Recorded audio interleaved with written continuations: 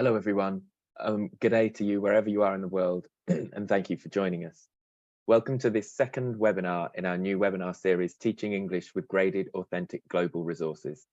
Over 4 weeks, this series explores different ways in which graded, authentic global resources can benefit learners and support our work as teachers. Last week, Gemma Archer started the series off with a webinar focused on accent diversity. And today we'll be exploring emergent language with Danny Norrington-Davies and Richard Chin. Then next week, Dr. Amina Douidi will be helping us to find effective ways to integrate global issues into our learners' classes. And finally, Vicky Saumel will bring the series to a close with a look at planning lessons with video resources that have these important elements, as well as digital literacies, critical thinking, and learner training built into them. I'm Adam, the Education Director at Sensations English, and if you need any help during the webinar, please contact me in the chat. Just a reminder that if you are watching this webinar live, a CPD certificate will be sent to your email 24 hours after the webinar. If you're watching the recording, please make your own note of your professional development activity. This webinar will last an hour and include time for questions at the end of Danny and Richard's talk. Please write your questions in the Q&A box. The Q&A button appears when you move your mouse to the bottom of your Zoom window. If someone has already written the same question, you can click the thumbs up button next to that question to move it higher up the list rather than writing it again. And if you need any help, as I said, just contact me in the chat box. Sensations English is focused on helping teachers with their professional development. We're delighted to host our regular webinars for teachers to support quality evidence-based practice. And you can view all our previous webinars on the Sensations English webinars website, which includes our monthly webinars and another series on using video in ELT. And all the recordings come with slides from the sessions too. We hope that they will help you to develop your own practice and expand your use of authentic resources with your classes. Just a word on Sensations English lesson resources. They're a great new advance in ELT content, which offers teachers hundreds of videos and news articles, resources, all at 5 CEFR levels and all with ready-made learning activities. They make video and news accessible to learners, and they're quite hassle-free for teachers. With 3 new 5-level resources to use every week, you get access to the most up-to-date content to use with all your learners. And our Sensations English Schools edition includes logins for all your students and teachers, a digital teacher gradebook that lets you organize your students in classes and set tasks and monitor them live and review your learners' progress over time. To start using this great resource, just go to the link in the chat and sign up. But now, to tell you a little bit more about today's speakers, Richard and Danny. Richard and Danny are experienced teachers, teacher educators, and international speakers. Along with emergent language, their main interests in ELT are classroom interaction, creativity, grammar, materials development, teacher beliefs, and teacher development. Did you leave anything off there? So that's amazing. Danny and Richard, thanks once again for being here. It's an absolute honor, and it's over to you. Okay. Hi, everybody. My name's Danny. I'm a teacher and teacher trainer at International House London, as Adam said, and my name is Richard Chin, and I'm also a teacher and teacher trainer at International House London, and we both have worked, I work at King's College London on the MA TESOL programme, where Danny worked previously as well. It's really nice to be here with you today to talk about our favourite topic, really, emergent language, which is about classroom interaction. To get us started, we're going to talk about what emergent language is. We got interested in this topic because emergent language, as we see it, our definition is that it's unplanned language that is needed or produced by learners during meaning-focused interactions in the lesson. This language is then explored and reformulated through clarification support from the teacher.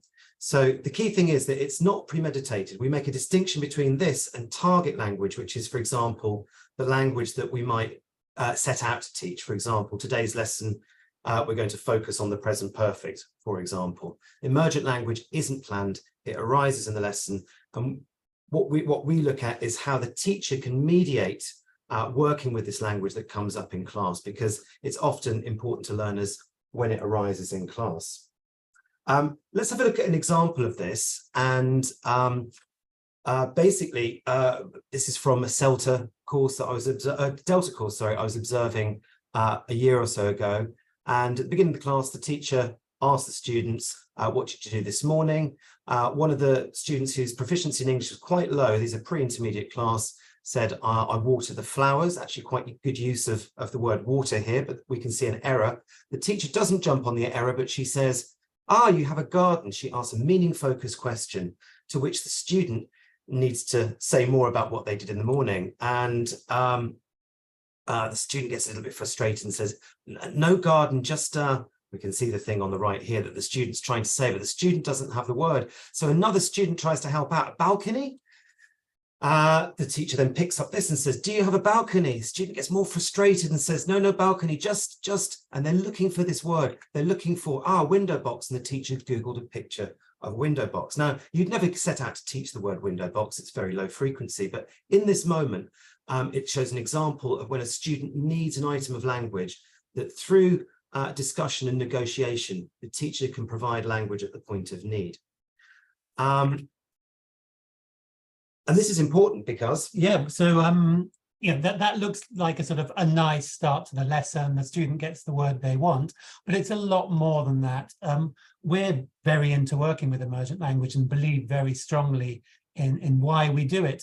And there are many reasons, and we outline quite a few in the book, but the main one that sort of persuades us is this idea that when a learner becomes aware of the gap in their existing L2, so in Richard's story, this student actually getting frustrated, by the awareness of the gap, they're unable to say what they want to say. They are then sensitized to attend to the input containing the form they need. So that moment that the teacher provides the word window box, that learner is super attuned to learning that word, to acquiring that word. I've got these in my house, I want to talk about them, now I know the word, it's much more likely to stick. So these little moments where we help the learners close the gaps in what they want to say are very memorable, very durable moments in the language learning process. When we've talked about emergent language, and as we were writing the book, and as we focus on it in input sessions on courses, very often I think people kind of think of it as error. That's the sort of main thing. So you saw where the student said water the flowers rather than watered the flowers. Yeah, that's an example of emergent language. There's no plan to teach the past simple in that moment. But yes, emergent language does include errors or communicative breakdowns. The communicative breakdown here, of course, is the not knowing the word. But it also includes what we have called extensions. These are alternative ways of producing the same meaning.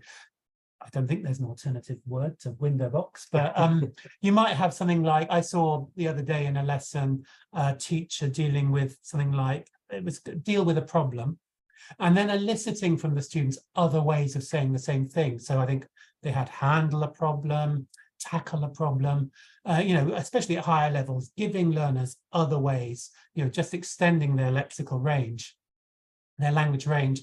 Sometimes it really is just language that the teacher judges to be new or interesting or useful to share. You just think, okay, this would be this is a nice word. I think I'm going to share this right now.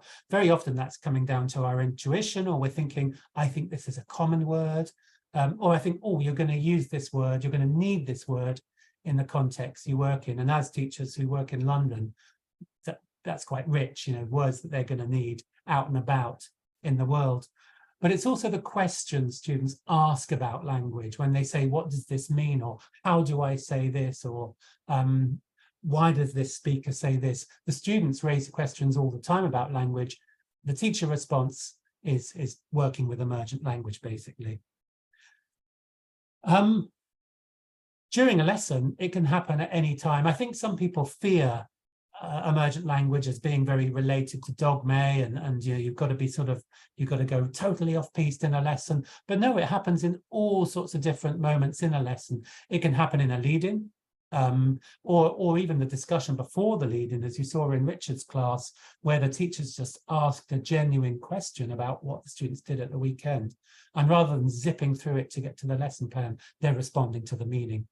But lead-ins are great. The prediction activities we do in lead-ins, the discussions we have, full of emergent language. So it's a shame if we cut down our lead-ins, which is something we tell people to do all the time. People to do all the time, especially on CELTA when you're kind of against the clock in a way.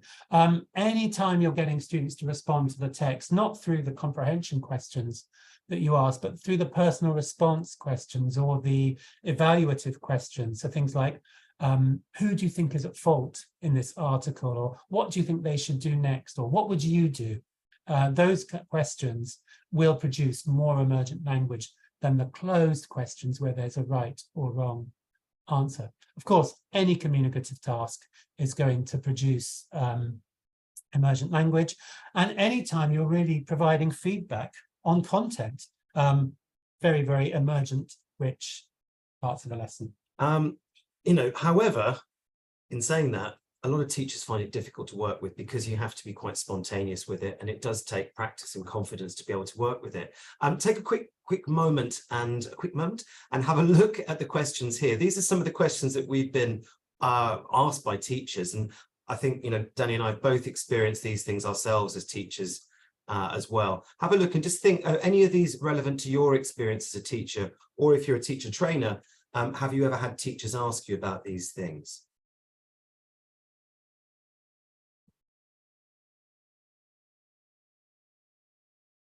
So in today's session, we haven't got time to address all of these, but we're going to have a look at some of the most common ways of addressing emergent language. And to start with, we're going to take a look at where we begin with emergent language. Oh, there we go, stopped. And the first question is that I find it hard, or first issue is that I find it hard to hear what my learners are trying to say. And to contextualize this, we'll briefly tell you a little story about someone we worked with a little while ago on a CELTA course. There was a chap called Rodrigo who was a trained teacher in Colombia. He'd done 5 years of studying, as they do in Colombia, for secondary schools. And he was confident working with target language, so the language that you had to teach, that was restricted by the lesson plan. But the idea of working with what came up in class, as opposed to working with errors with target language, was new to him. So this is something he wanted to experiment with on the CELTA. And Danny and I both firm believers that it shouldn't be something that's left till your diploma level qualification or a master's degree to talk about. It should be dealt with at the beginning, because it's a natural part of the learning process to encounter language that's new to you when you want to communicate your meaning. So what was interesting was during a speaking activity, the students were all chatting away. They were an intermediate class, very lively. Rodrigo looked really worried, and he came over to me, and said, in a panic, I can't hear any mistakes or gaps. And it's really funny, something that I took for granted. And I remember coming and talking to Danny about this afterwards, that, oh, why aren't you listening to what they said? And it came as a bit of a shock to me that this was something that he was having a problem with, but actually it's quite normal. What he wasn't doing, he wasn't listening to what the learners were actually talking about. He was trying to listen for the forms that they were getting wrong, as he might have been used to with target language, when you're monitoring for what's correct. He was grasping at learner errors, or maybe he was worrying about the next part of the lesson, what he was going to do in feedback at the end of the task. And actually, I think we're all honest, we've all felt like that at some point, that, I've got to give them something useful in feedback. So actually, it made me kind of stop and think, and we talked about it, and we thought, well, actually, what is a solution for this? And what we talked about in feedback was actually stop listening for the errors, spend time tuning into individual groups. You can't get around everybody, but you have to spend a minute or two, at least a minute or two, to tune into what people are actually saying to each other. Before you can actually start to deal with any language, because then you can be sure that they're trying to mean something. Note down what they're talking about, not noting down the errors with language to start with, or noting down things that you might want to reformulate or revisit. As we're often taught on CELTA courses, delayed feedback on language, positive things that the learner said, errors that the learner said. Don't worry about that at the moment. Actually, just listen to what they're talking about and note down what they're talking about. And this can support the feedback that you give them on the board at the end of the speaking task. And this is what you need to do at the beginning in order to begin working with emergent language. It's to focus on meaning, because the emergent language comes from working with meaning. So Danny taught a class recently, and I'll hand over to you to explain what happened in your class when you used the material from Sensations. Yeah. So Adam kindly sent over the materials, and so I was teaching a class and picked out what I thought would be a nice lesson for my pre-intermediate group. I'm not going to tell you what lesson it was, because it would kind of ruin the surprise when we actually watch it in a minute. By the way, I'm going to answer your question, Rami. You asked us about delayed or immediate work with emergent language. You'll see, as we show you what happened in the lesson, a little bit of both, basically, and why you might do both in a lesson. So the first task I gave to the students, didn't tell them what the lesson was going to be about, but I used a pretty old school prediction task. So showed the picture here that you can see of these people doing what they're doing, and asked the prediction questions. What do you think is happening in the picture? Where do you think it is? Why are the people doing what they're doing? And, you know, typical classroom, students get into pairs and I'm listening. Of course, I'm probably storing things up because I'm just letting them chat and preparing to deal with this in a delayed way, but we'll see what happened in a moment. So I recorded the learners doing the task, because one thing that we just do all the time here, Richard, is recording lessons to kind of get data for talks. So we're going to get you to listen to the learners completing the task. And as Richard suggested, just listen for what they're talking about. Don't worry about any errors you hear at the moment. Just what are they talking about? Make some notes, and you can pop in the chat, what were their predictions? I'm just going to stop the share and check I've shared the sound. I think I did. Yeah. I did. Okay, here we go. So if you want to write in the chat the topic areas that they discuss, these may be with the predictions, may be the same as the predictions you guys have been making in your own heads. Discuss. Oh, yeah. Now it's okay. Hi. Right, discuss. What do you think is happening to the... Okay. It's a demonstration. I think game. Game? Yes. Game? Which game? Or festival, traditional festival, maybe. I don't know. Same. India? Possible India? India or I don't know. China. China? No. No. No, for in the head. Yes, maybe China. Yeah? Huh? No, No, not China. No, Not the China, face is no. There is a People. flag. No, this he's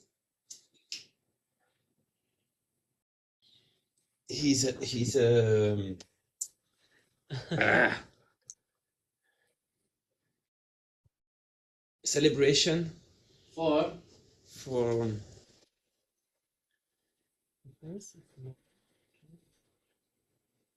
National Day.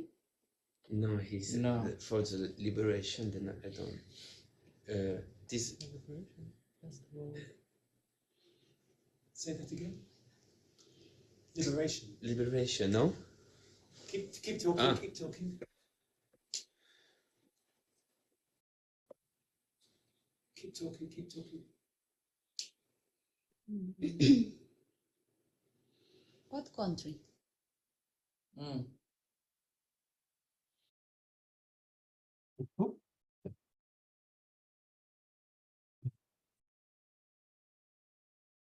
Okay, just having a quick look in the chat. Yeah.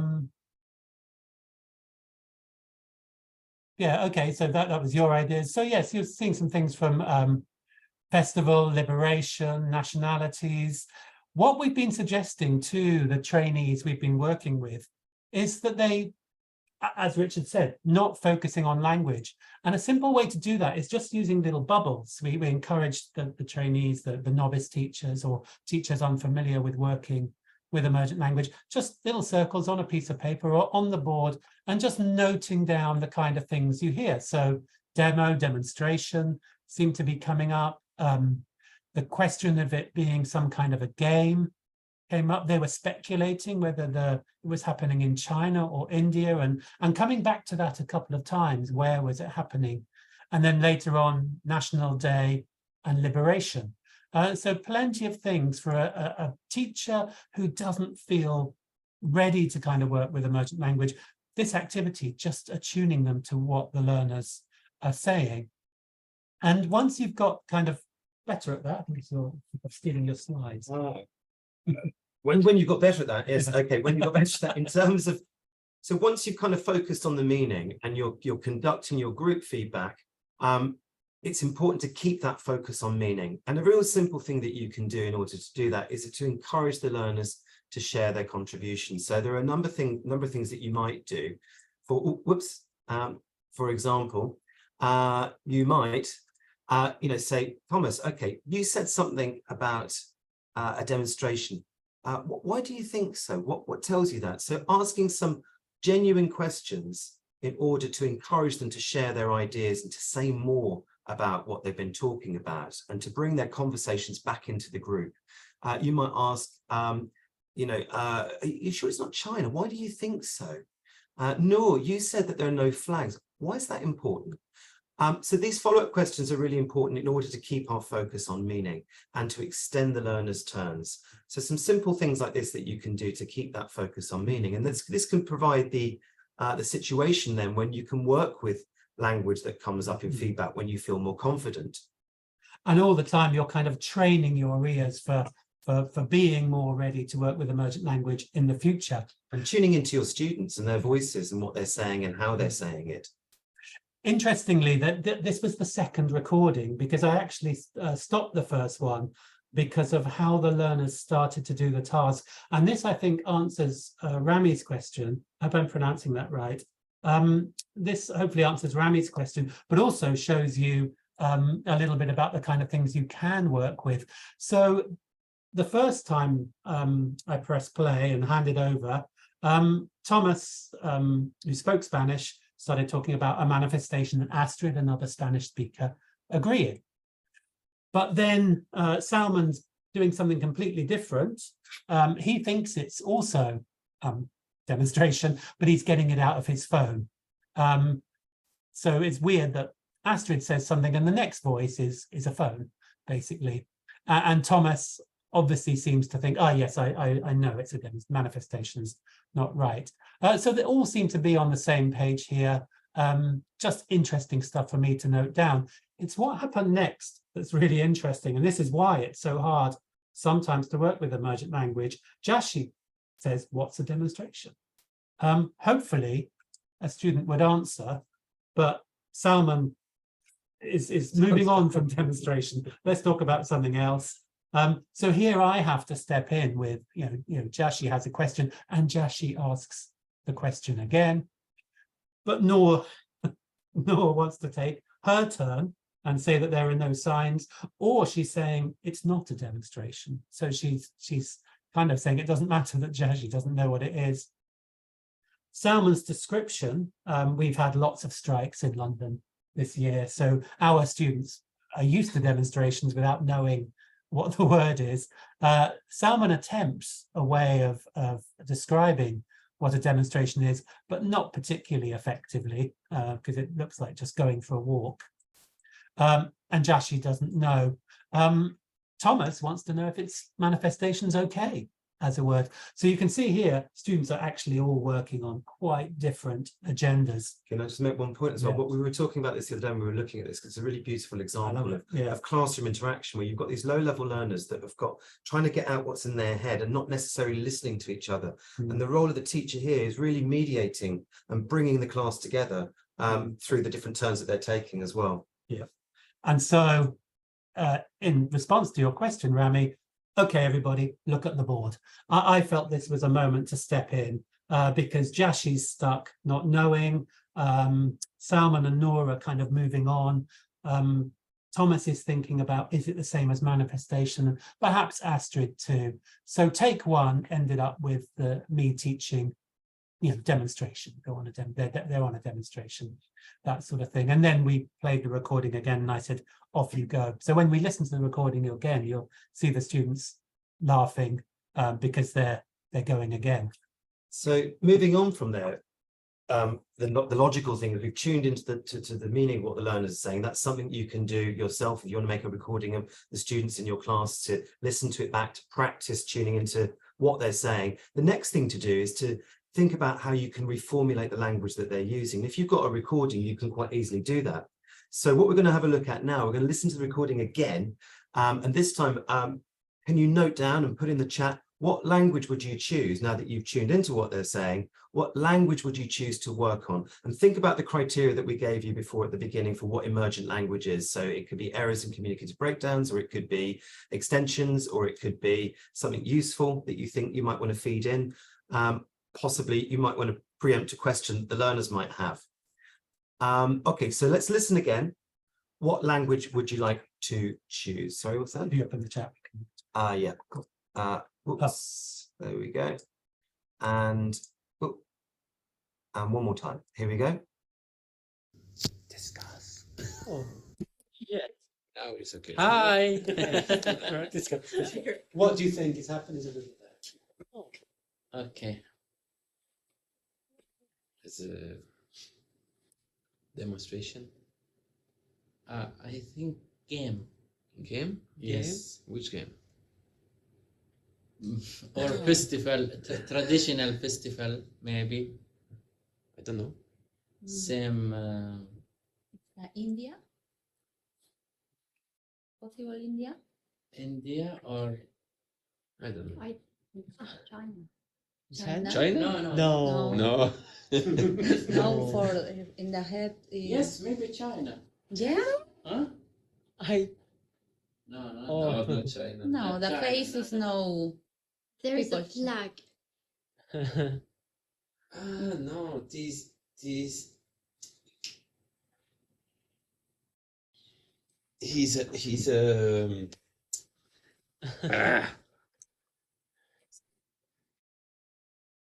celebration For for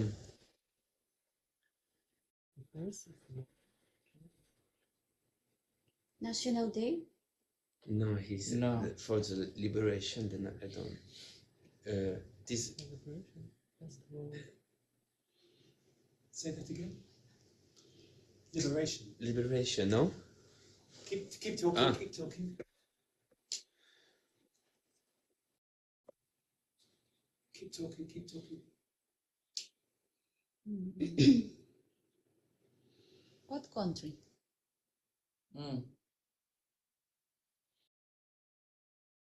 Very important, the country. in Asia, Asia. maybe.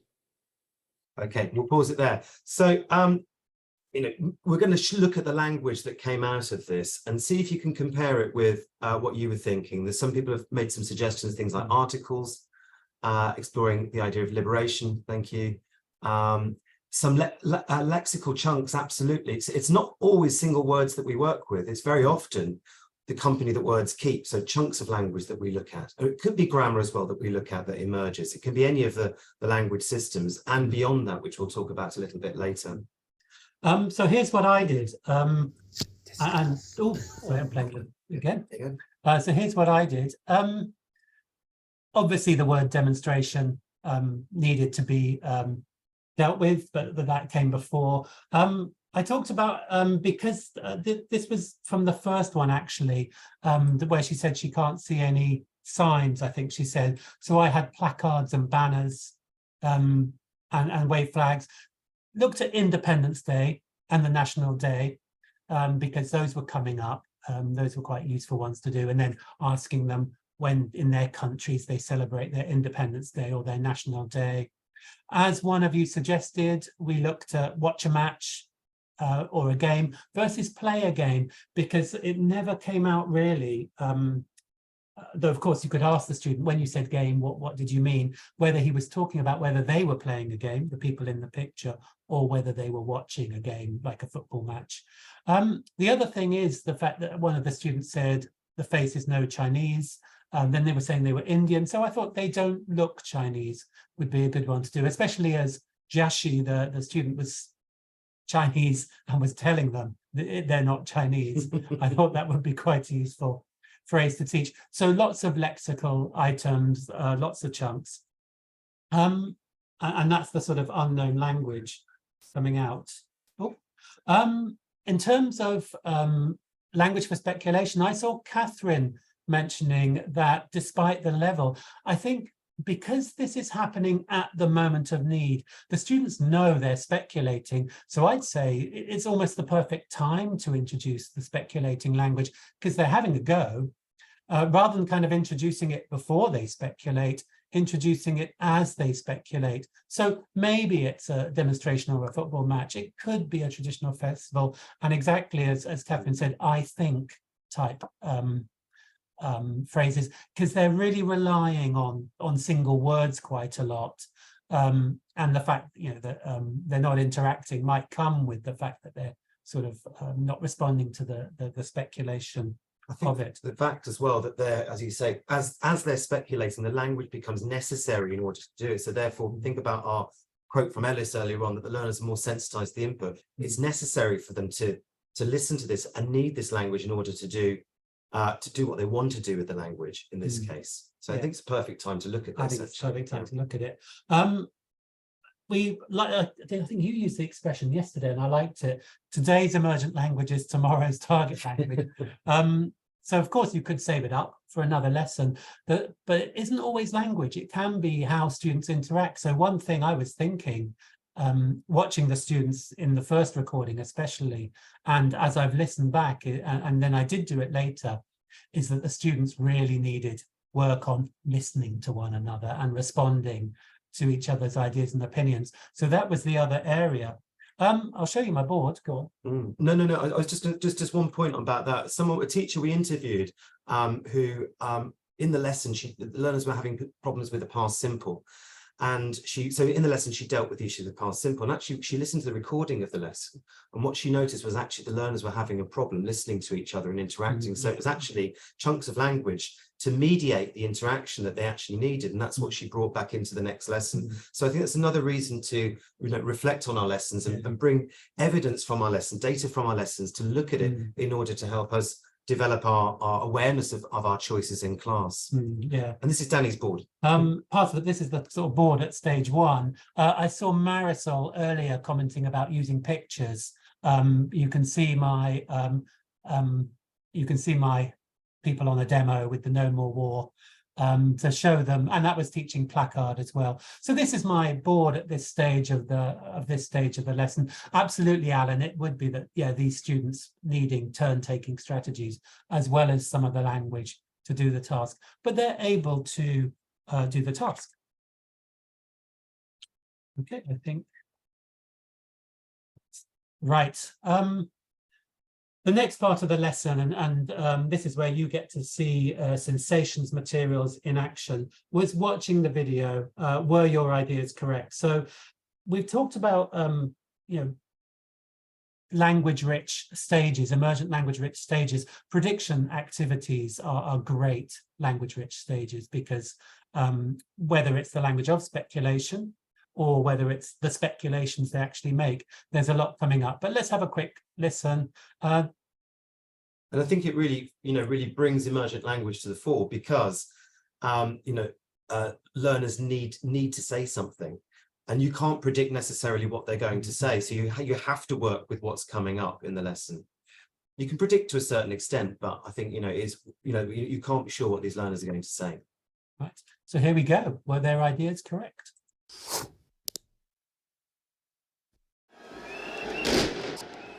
This historic festival's happening in the Belgian city of Mons. The dragon's killed by St. George, who saves the town. This is part of the UNESCO list of historic cultural events. The festival's called the Ducasse de Mons, but local people call it the doo-doo. The celebrations last for a whole weekend. The fight between St. George and the dragon is carefully planned. The pair circle each other for 30 minutes. The dragon's carried by 8 leaf men and 11 white men. Friends of St. George fight off devils.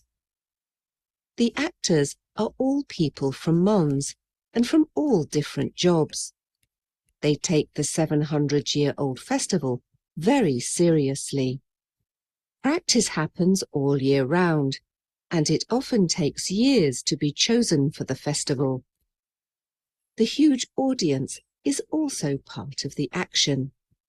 They try to grab the dragon's hair and tail. The show ends when St. George beats the dragon. He injures it with his sword, then kills it with his gun. Finally, the people of Mons celebrate that they're safe. They didn't do too badly as a group of students.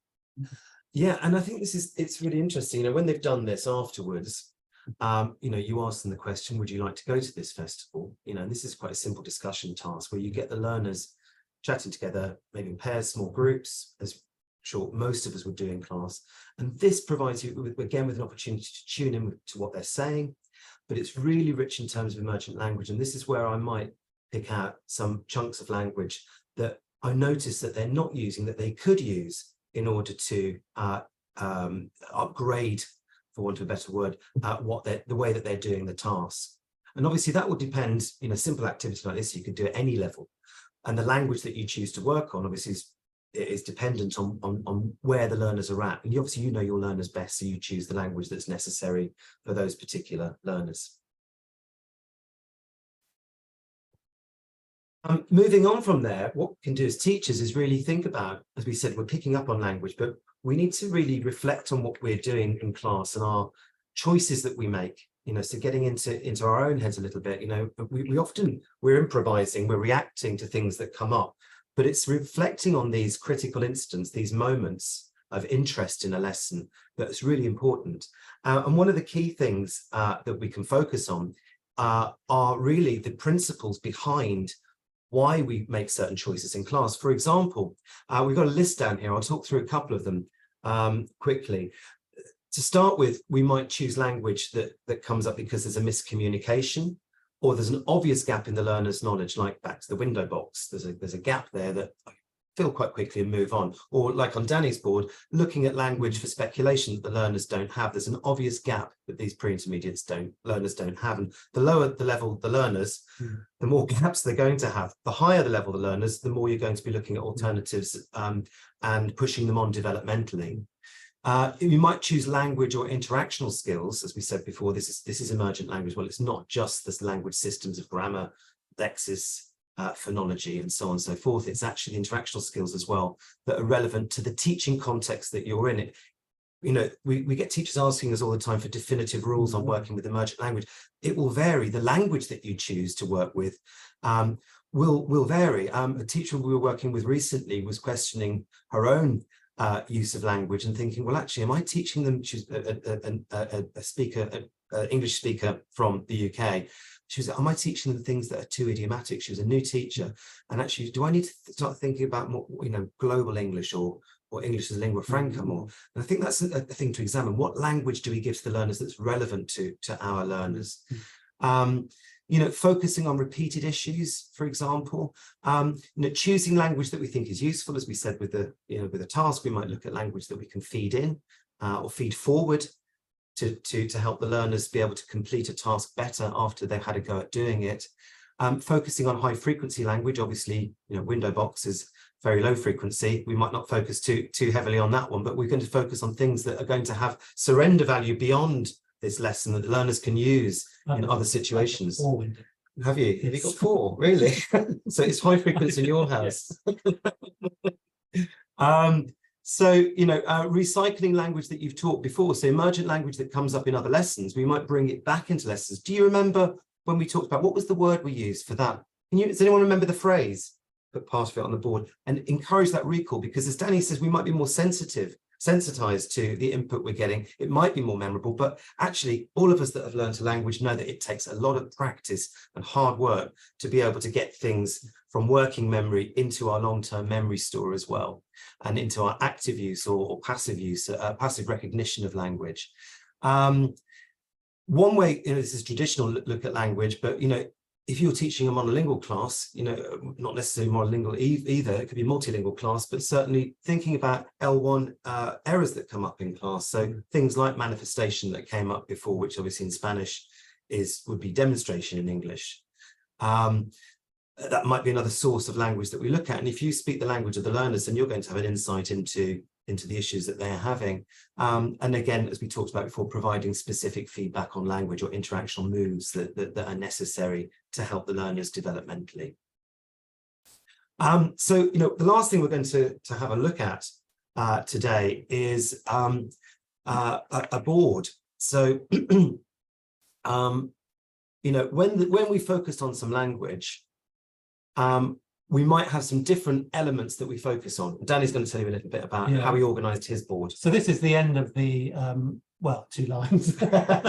Yeah, my board is kind of chronologically ordered, but the 2 tasks are on the opposite side. So I've got the language of the prediction task on the left-hand side, and the language coming from the second task, would you go to this festival? And in response to the reading text as well, on the right-hand side. And so it's really useful to take a picture of your board at the end of the lesson, because it kind of gives you insight into what you're doing, what kind of emergent language you're working with. And so this is kind of what I think I was doing. It's not always easy to be, sometimes you'll change your mind if you look at it a week later. And there might be overlap as well. Yeah, absolutely. Yeah. So prioritizing language that causes miscommunication was coming up, especially with manifestation and demonstration. So dealing with the obvious gaps. When I've watched myself teach, and I've now got 12 hours of it, and actually done this recording as well now, so 13. I tend to work with miscommunication more than any other reason. I guess that's, did I know that was my belief before? Hard to say, really. I'm picking things that I think are interesting or useful. So giving them the word rowdy based on something they've said. I obviously thought this was a nice word to teach. High frequency language with the speculation and the use of wood, but that's also task specific language too. Speculating and deciding whether you would go. My board seems to be dealing with task specific language too. Yeah, so you can see it here with could be, maybe, could be, and all the uses of would. I'd go if I had the time. But what you see, actually, some really interesting things here. I really like, I'd go if there were more women. That was Noor just saying, it's all men. And so that was a very, very interesting thing. And they're relatively low learners, these learners, but actually, it opens up an opportunity to look at language that's quite complex, but looking at it in quite a lexical way, and in a really meaningful, contextualized way as well. Yeah. Sometimes you can't really remember why you did something, so there's a lot of pushing and shoving. I can't remember whether that was a student who'd used the word and I thought pushing and shoving were better words, or was trying to say it but couldn't. So sometimes looking at your board doesn't tell you all the answers, but that's where recording your lesson with a video really does. So I think it's the thing that you were saying this yesterday, weren't you? We were talking about this. It's, the board work was always my nemesis, the thing that I always got, the observers always said, it's really messy. I've got horrible handwriting, I'm left-handed, or smudgy. So it's one thing I've really had to work on, is being systematic the way that I use the board. And by taking a photo of it, I can have a look at, whether I'm working with some target language over here, and I've got some space for working with emergent language, because we see them as equally important in the lesson. It's not just all about the target language. You've got to create space in the lesson to work with what's actually really happening. And we talked about this yesterday. We were talking about the idea that often the interesting bits of lessons and the teaching comes in the messy bits where the students don't necessarily understand what's happening. So it's kind of, I think if you've got a record of your board, it can help trigger and stimulate recall of some of the things that have happened in the lesson. And as Danny said, you might think, why did I put that there? Actually, it wasn't a good idea to look at that. So that's not useful. So what you can do next is basically, simple thing is to take a picture of the board, or what I would do actually, if the students go on break, or they're chatting, doing the speaking activity at the end. Close their eyes. Yeah, close your eyes, rub bits out, turn your notes over, don't look, and see if you can remember it. So do some recall work. It's also important, I think, to mention with board work, it's in order to encourage learner autonomy, we've got to encourage the learners to take useful notes and help, that they can actually use after the lesson to go back and revise. So, some things that we do, for example, telling learners, right, have a look at the board, choose 5 things that you think are going to be useful to you, and practice them this evening. I'm going to test you on them tomorrow morning, or you're going to test a partner on it tomorrow morning. But a simple thing like gapping things on the board to encourage that kind of recall is really important. I might do this, take a photo of my board and just make a quick handout like this, send the picture to myself, and do exactly this on a Word document, print it off, and we start the class the next day with this, or we might return to it at the end of the week. So, the problem with emergent language, and that lots of people say, the issue is what happens to all that language when it goes up on the board. I think you do have to be systematic about it, and you have to think about what to do with it. And I think that's one of the early things that I had difficulty with working with emergent languages. I've got a board full of language, maybe too much. What's going to be useful? How do we sort through this? So, again, encouraging the learners to be autonomous of that, but to be autonomous of you and learning for themselves outside the classroom and selecting language. But also, I think, as a teacher, we can look at the board and go, right, what do I think is going to be useful for my pre-intermediate learners? And then you can select things to work on in subsequent lessons. And it becomes part of your syllabus, rather emergent syllabus that snowballs as the course goes on. It's not just to throw away the emergent language, it actually can become part of the course that you're teaching. And we're real firm believers in that. And it will depend on the context that you teach and how much space that you've got to work with it, but certainly providing a little bit of wiggle room where you can actually, there's enough classroom interaction to be able to respond to the learners. And it will vary on the size of your classroom. If you've got a very big classroom, then emergent language will work in different ways, as we discuss in our book. But it certainly provides lots of opportunities for recycling and working with things that have come up in the lesson. Some other things you can do. Do you want to talk about the first one? Oh, well, first of all, we said taking photos of your board to examine. Language. Talking to other teachers. Just we've got lots of nice groups in International House where they're book groups, and they're self-created as well. We didn't make people make emergent language groups. They chose, but sort of just talking to teachers about, anything interesting happening in your lesson today with emergent language, or nice to see they're reading chapters of the book and getting together and discussing them and talking about their beliefs. Even just taking that list of principles, or they're not principles really, are they? The list of areas of emergent language you would prioritize, and within a school, seeing if you agree, is there a sort of consensus within the staff room about the type of language you like to work with? I think recording yourself is fantastic. We've learned so much from recording ourselves. But also, it's not just your emergent language work, but sort of seeing what the students respond to, what kind of uptake there is in lessons. You can start a teaching journal to track your progress, see your changes. Do you want to quickly finish on the last slide? And just finishing off, really, there's so many development things you can do. And in our book, Working with Emergent Language, which is it's called that, we provide lots of activities that you can do that we've used ourselves and that we've found are useful with teachers that we work with on pre-service and in-service courses, and also teachers working in the staff room here at International House London. So today we've looked at the importance of focusing on genuine, meaningful interaction and picking up on the content. In order for that to happen, pick up on the content and pick up then on the language. As Catherine has said, she liked the idea of wiggle room. It's really important to have that space in a lesson where the messy things can happen, the bits of interaction, because we're real firm believers that learning often happens through the interaction that's taking place. It's the negotiation that helps. And we've got to start out by listening for language that we can work with. explore and monitor and develop your practice by gathering data from your own teaching, as Danny talked about a moment ago, and explore and examine your beliefs, because it's only when we become aware of what we're doing in class that we can make more informed decisions about what we do in the future. So that's what we've got to talk about today. Really, it's over to you to ask us some questions if you have any.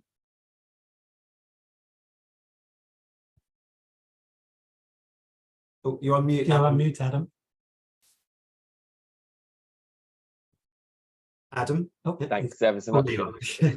Back. Thanks ever so much. Sorry, just to say that's a reference to our book, and you can buy that on the Pavilion website or on Amazon as well.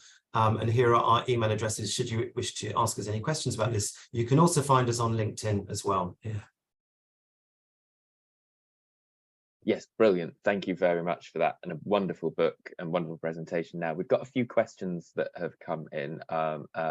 I'll just go through them. I think Bashak says, thanks. Hi, Danny and Richard. I imagine being able to focus on emergent language is a skill that requires a lot of practice.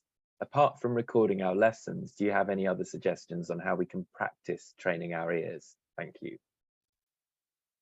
I think, well, as we said before, just sitting, listening to students, so if you've set a communicative task, just have a listen, but don't move around too much. Don't be afraid to sort of sit for a couple of minutes near one group of students. Another thing we've got in the book is a prediction activity where if you've designed a task or you want to do something very communicative, you can sort of make notes about what you expect to hear. And then set yourself the task of, I'm going to listen to a group of students doing the task. Do they make this kind of errors? Do the words they need match the ones that I predicted? So you're doing what we suggest learners do. You're kind of giving yourself a prediction activity before a listening activity.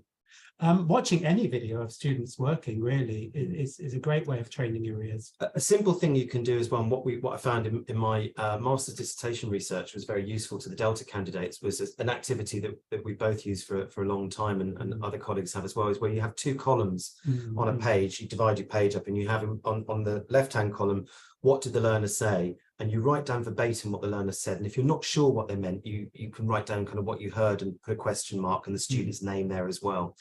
A teacher who tried this out recently, and we reported on in our book, found this really useful, because then as you're monitoring, you've got time to then think about what you'd reformulate or what questions you'd like to ask the student in order to begin the negotiation for what they're trying to say, so that you actually help the learner say what they want to say, as opposed to just imposing language that you think that they were trying to say.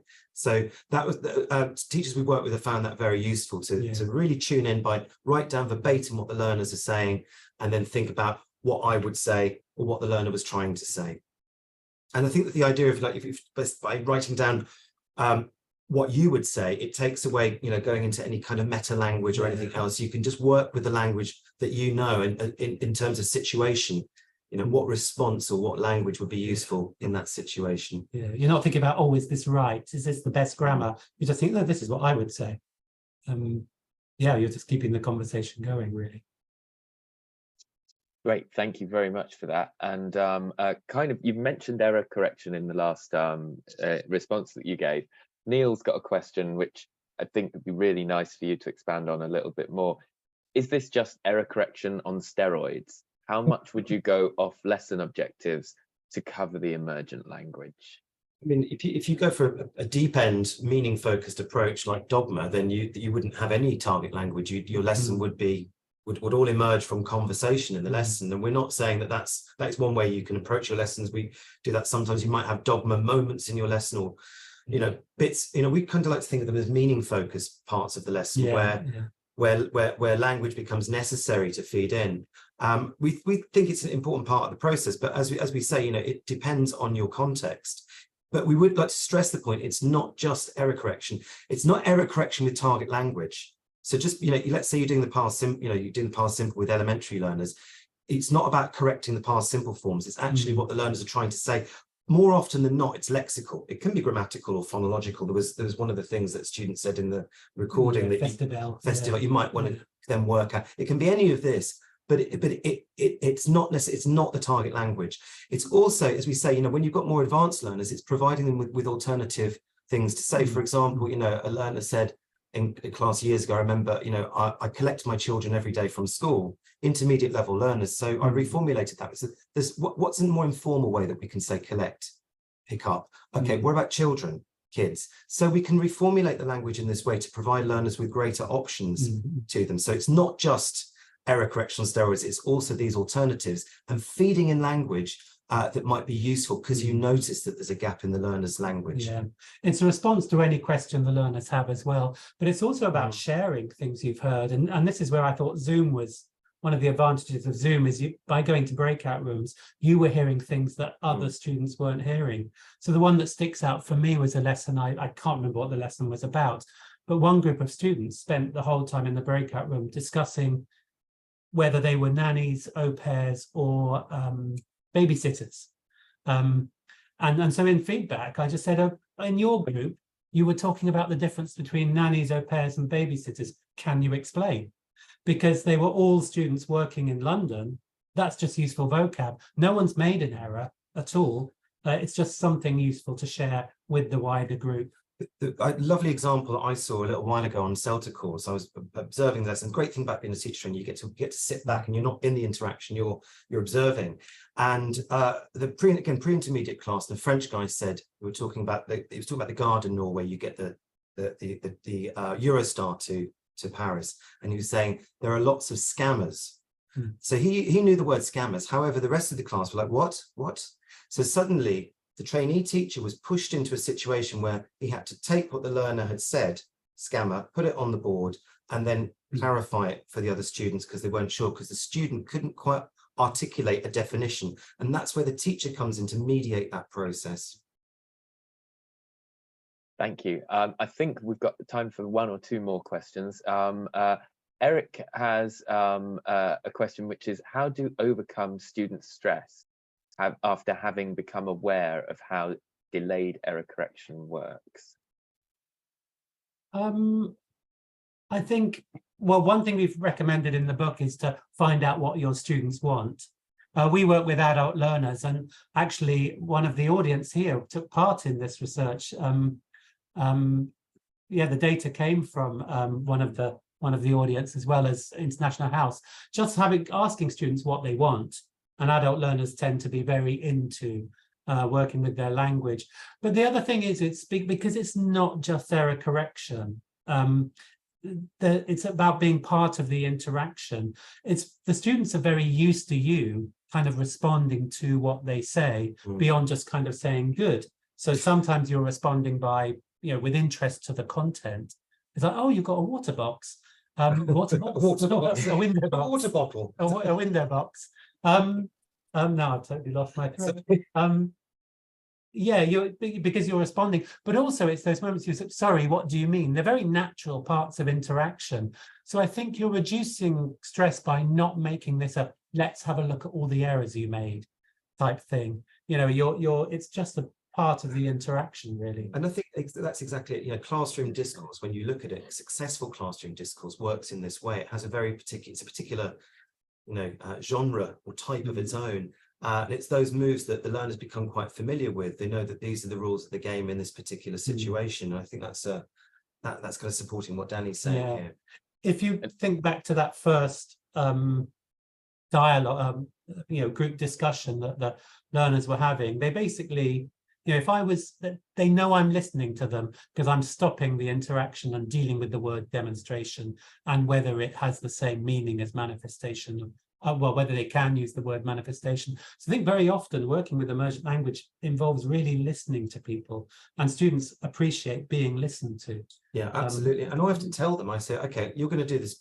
Now you're going to speak, and I'm going to listen to you, and then I'll give you some feedback on it afterwards. Be really explicit about it. And again, the rules of the game of what happens in class. And I think you're right, students do appreciate it, and they want to be listened to.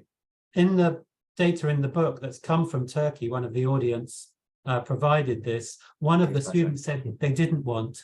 You just say, yeah, thanks, Basha, because you mentioned in the book, Basha in the audience. Sorry. Yeah. She said that one of the students didn't want this And so I think she was more, I hope I get this right, Bashak, she was more mindful about how the student, was involved in this kind of thing. So it's about, knowing your students, really. And it will vary because, maybe if you've got teenage learners, you Yeah. might not want to put them on the spot. So you might do things in a more anonymized way rather than actually, naming a student in that way. So you might do the more kind of anonymous feedback on the board. I heard some of these things. Let's take a look at them approach. Students often claim it, don't they? Oh, I said that. You find, yeah. Hopefully that's also helped Elena with her question, which was, when my students see me taking notes while they're speaking, they lose confidence. What would you recommend in such situations? I think a lot of what you've said already covers that. Is anything else you'd like to add in there? Well, if they know that all you're listening for is error, Yeah. then I think that probably is stressful. But if they know you're listening for interesting things, and you're going to respond to content, you're going to say, oh, I like the word you used, I like what you were saying, they'll but also saying, I'm going to listen, but I'm listening for this. And not, no direct eye contact, I think is the thing, it's hard to do, isn't it? And that's that tuning in that's tricky, and that's what we suggested the activity earlier on to start with. But no direct eye contact. It's great when you're on Zoom because I've heard it's really freeing for note taking, isn't it? Because you can do it really unobtrusively. Yeah. But in the physical classroom, keeping a little bit of distance from them where you can, or just keeping your eye contact away, simple thing like that might make the students feel a little bit less observed. And as you get more attuned, you can be further away. I've got very good classroom listening skills. I can hear an error at 50 paces, I think. But you have to practice it, because I was out in the classroom for a while over pandemic, and then working at home a lot, and then coming back in, I had a really rowdy group of intermediate students, and I found it really difficult to tune into them the first few lessons. So keeping your skills fresh as well. It's not just for Christmas. One last question I think we've just got time for is, how do you deal with more advanced emergent language with lower level learners? Something you kind of touched on a bit, but could you be a bit more explicit about maybe guidelines for that? I think you've got to be careful not to kind of overdo it, sort of thing. So let's say you've got low level learners, and a student says, last night, no sleep. And you're kind of, so you couldn't get off to sleep, you're an insomniac, you were tossing and turning, you've kind of got to calm down a little bit and really think, what does this learner want to say? They want to say they didn't sleep, couldn't sleep, didn't sleep last night.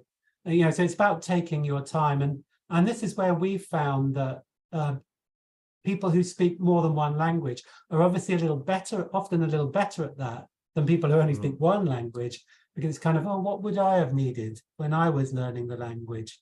So I think when you're dealing with lower level learners, don't go too crazy with tons of expressions and extensions. Sometimes, you want to say this. And if you're teaching English in your first language, then rein it in, because often, for want of a better term, the native speaker often provides language that's too idiomatic for learners. It's inappropriate. And it's actually thinking, what do the learners actually need? And it will vary depending on your students. Great, thank you ever so much. That's all we have time for, unfortunately, but that was an incredible talk and really engaging discussion. Just to say to everyone who's still here, if you haven't already, then please sign up for the next two webinars in this series, which are Dr. Amina Douidi will be here next week exploring global issues, and then the following week it will be Vicky Salmel looking at planning lessons with engaging digital materials with criticality behind them. Please follow us on social media and catch up with any webinars that you've missed, either in this series or previously, on our webinars website. Just to say that if you want to comment on any of this, please make a post on Facebook, Twitter, Instagram, etc. And you can also then follow us on all of these socials. Remember that you can also use the Sensations English Teachers Edition and Schools Edition for your schools and your learners. But it just remains for me to say one more time, Danny and Richard, thank you ever so much for a wonderful talk. Thank And you. everybody, Thanks, have a everybody. great Thank you very day much for coming. Yeah, wherever yeah. you are. Thanks, So Adam. take care. Yeah. Bye. Bye-bye. Bye-bye.